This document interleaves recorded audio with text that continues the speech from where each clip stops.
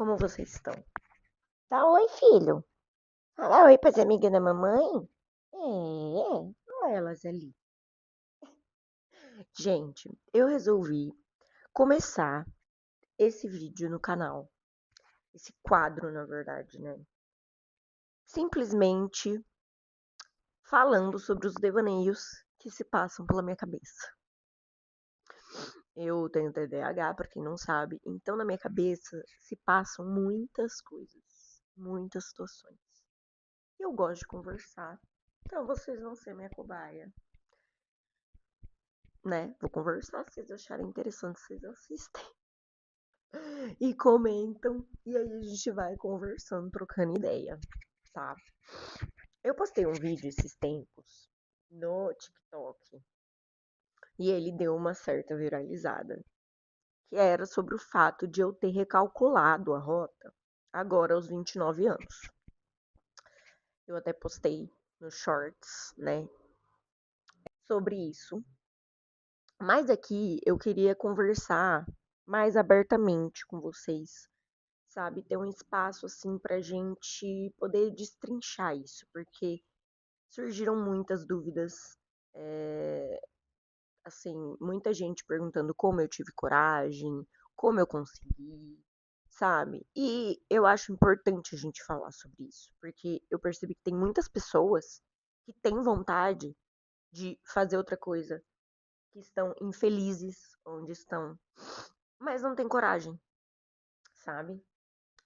Enfim, eu tô aqui com o computador só para me dar um norte, né, no que eu tenho que falar, nas linhas que eu tenho que seguir, mas falaremos sobre isso, sobre mudar a direção, sobre o medo, inseguranças, enfim, tá?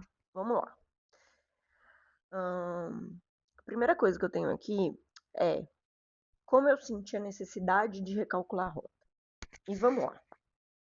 Gente, eu sou advogada, para quem não sabe. Eu estudava para concurso. Só que eu estava infeliz. Eu acho que o que me levou a sentir a necessidade de recalcular a rota foi a infelicidade. Eu sentia que eu estava ali, que era uma obrigação, sabe? Que era uma coisa assim muito trabalhosa, exigia muito de mim. Eu precisava ter muito psicológico, eu precisava ter muita disciplina. E não que eu não precise em outras áreas, tá? Não é isso que eu tô falando. A gente sempre precisa ter disciplina para alcançar alguma coisa que a gente quer. Mas o fato é, quando é uma coisa que você não ama, aquilo se torna muito maçante. E era assim para mim. Então, é, era muito torturante. Acho que essa é a palavra mesmo, sabe? Era uma coisa que exigia muito. Assim, gente, era chato, sabe? E aí eu falei, talvez não seja esse o caminho. Mas eu tinha muito medo, né? Então era uma coisa assim que eu sentia no meu coração que talvez não fosse aquilo que eu queria fazer pro resto da vida. Até porque passar num concurso é muito trabalhoso. Você precisa estudar muito, você precisa tá entregue para aquilo assim, de corpo e alma, sabe? E era uma coisa que eu não conseguia estar 100% ali, sabe? Enfim, mas existiam muitos medos, então a Luísa de antigamente ela era muito frágil, muito insegura. E eu precisei amadurecer em diversos aspectos até eu ter a coragem de me jogar nisso, sabe? Mas enfim, como foi que aconteceu, né? Eu comecei a produzir conteúdo para internet. Eu sempre fui uma pessoa, gente, só para contextualizar. Desde pequenininha, eu empreendia, desde muito pequenininha. Então, eu já fiz bijuteria, eu vendia na praia, colocava num isopor assim, as bijuterias pregadas que eu mesma fazia, e eu saía de barraquinha em barraquinha vendendo, de pessoa em pessoa vendendo, de guarda-sol em guarda-sol. Eu já abri uma pseudo loja no apartamento da minha avó, porque lá embaixo, no hall, tinha um balcão assim. E eu ficava lá com as minhas bijuterias expostas. Então, assim, eu sempre tive é, uma vontade de empreender, né? Eu só não entendia isso quando eu era pequena, óbvio. Mas, enfim. E eu sempre fui muito criativa. Então, eu fazia chaveiro. Meu pai tem uma loja de couro. Eu pegava o couro e transformava isso em bijuterias. Então, assim, eu sempre fui uma pessoa muito criativa. Eu fazia loja de gibi na minha garagem, eu fazia salão. Eu, assim, eu era conhecida porque eu ia vender as coisas para as pessoas e coisas que eu inventava na minha cabeça. Eu fazia. Tá. E aí, por muito tempo, né, eu acreditei que isso era uma coisa de criança, que isso era uma coisa que não podia me levar para lugar nenhum. E aí isso foi ficando dentro de mim como algo dormente, assim, sabe? Do tipo, eu preciso, tá, então fazer uma profissão. O que são profissões? Medicina, direito, psicologia, coisas que te dão um diploma, certo? Sempre fiz teatro, sempre amei atuar. Então, gente, vocês podem ver que eu tenho um lado criativo, um lado é, empreendedor, um lado comunicativo, certo? Aí vocês podem me perguntar, mas por que você não fez publicidade e propaganda? Por que você não fez jornalismo, comunicação? Gente, porque simplesmente todo mundo me falava que essas profissões não davam dinheiro, que essas profissões não viravam nada. E eu acreditei, né? Porque quando a gente é nova, né? A gente. E detalhe, tá? Na época que eu fui fazer faculdade, a internet não era o que ela é hoje, tá, gente? Isso foi em 2014. O WhatsApp tava surgindo. Então, assim, não tinha o que tem hoje, tá? Era a época de YouTube. Inclusive, eu já até tive um canal. Esse canal, ele existiu e eu falava de maquiagem na época. E aí fui eu, aos 17 anos, muito nova, né? Porque a gente sai da escola muito nova. Fazer direito, porque era a única coisa que se encaixava ali meio que no que eu sabia, do que eu gostava de matérias. Gente, eu escolhi o direito por exclusão. Do tipo, tá, eu não gosto de nada, não gosto de biologia, não gosto de matemática, não gosto de física, não gosto de química, o que eu gosto? Português, inglês, filosofia.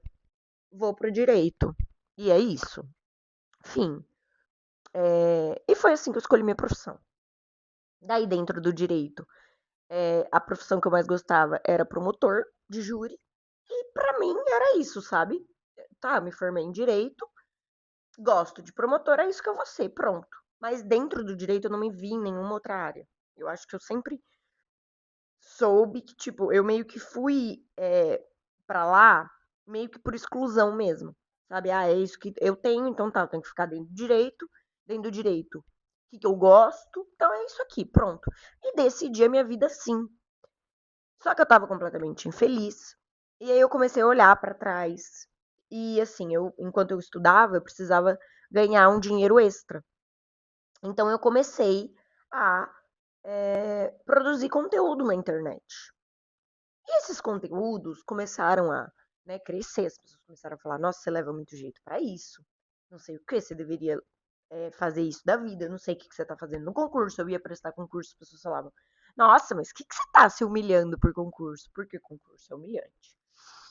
Vai virar influenciadora, você leva muito jeito. E eu falava: cara, não é possível.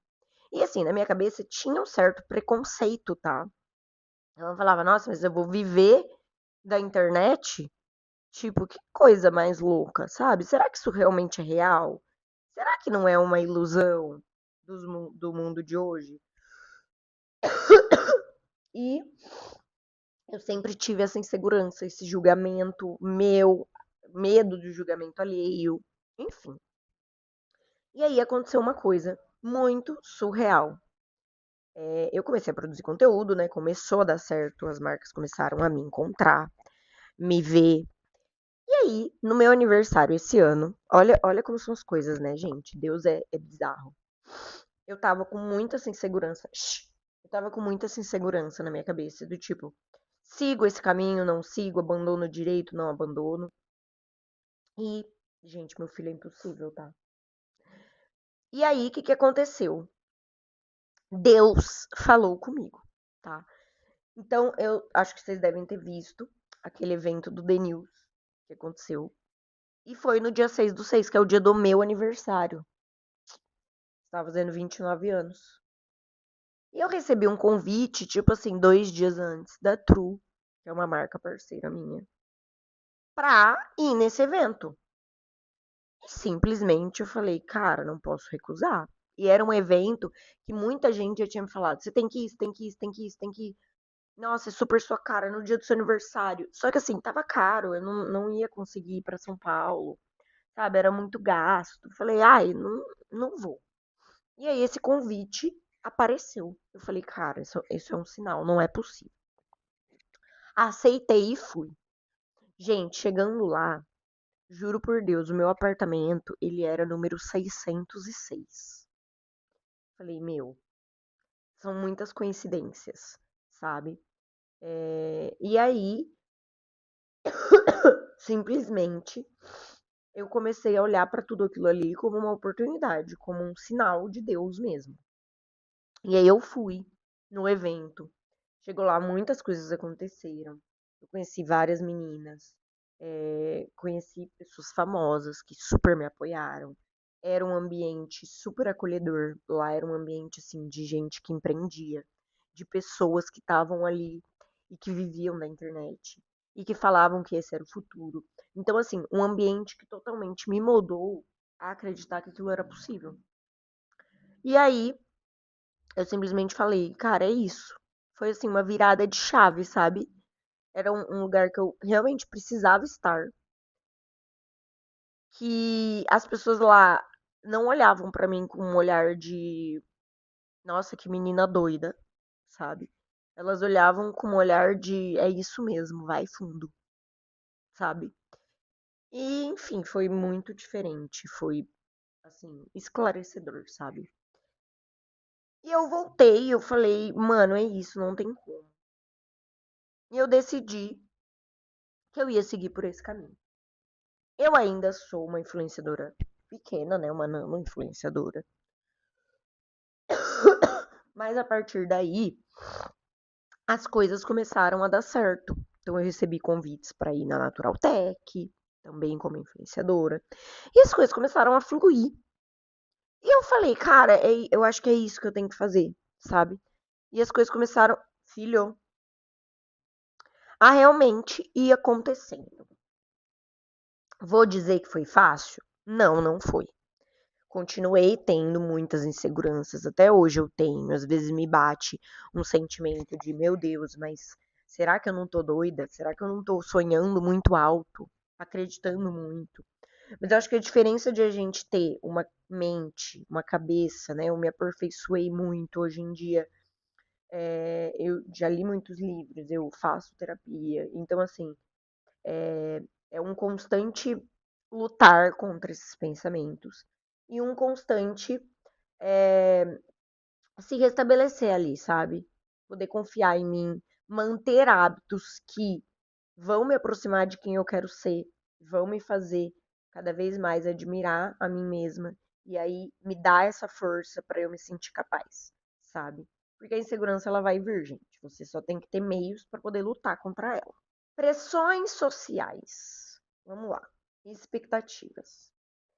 Graças a Deus, eu fui privilegiada, porque a minha família me apoiou muito nesse processo. Foi assim uma coisa que eu tinha muito medo de assumir para eles que eu queria uma coisa e eles me julgarem. E não foi o que aconteceu. Eles me apoiaram.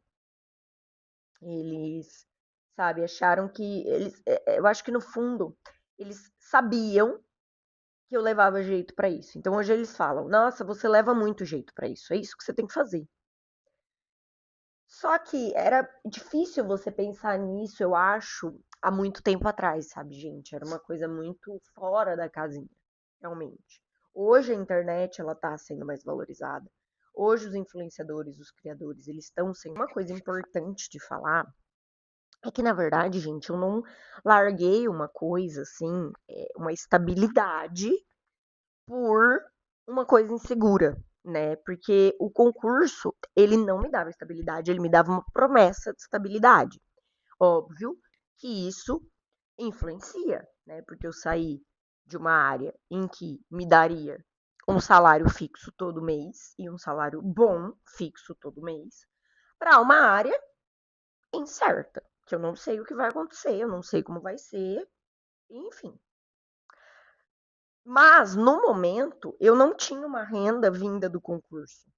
A renda que eu tinha era uma renda esporádica vinda dos meus processos, da minha advocacia. Mas era esporádico, certo? Então acabou que com a produção de conteúdo, eu já tinha o plus de é, estar ganhando dinheiro.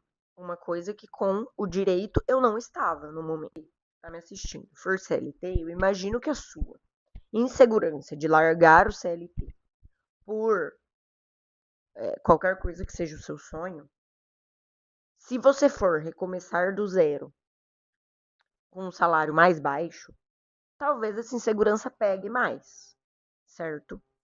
Mas tem uma coisa que eu tenho que dizer pra vocês.